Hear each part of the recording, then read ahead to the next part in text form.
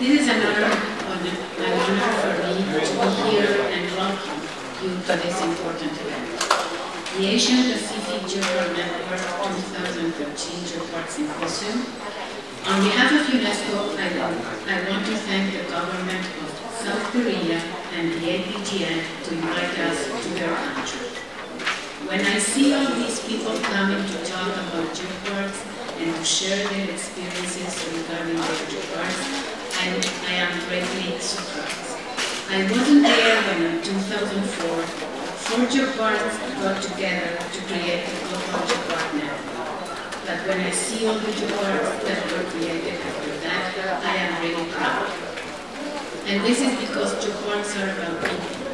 Yes, a geopark is a territory with the objective to protect geological heritage, to make people know about geology, and its importance to understand how our planet Earth works, to educate.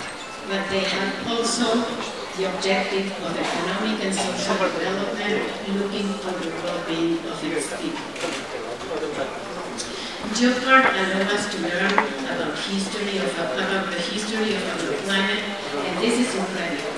When you put all the geoparks together, you have the story of the planet Earth. But geoparks are not just special for geology, but for the people who live in it. Indeed, it's the people who live in it that make the geopark existence possible. And why is UNESCO interested about geoparks? Because geoparks are science, culture, and education. While geoparks are a new figure for UNESCO, or relatively new, there are more than 90 geoparks in the world, and they are increasing year by year. And when you go and see these geoparks, you can appreciate the difference that they made in the life of people. To conclude, let me thank to all the geoparks that ask UNESCO to support them, and to thank all member states the importance they give UNESCO in their geoparks.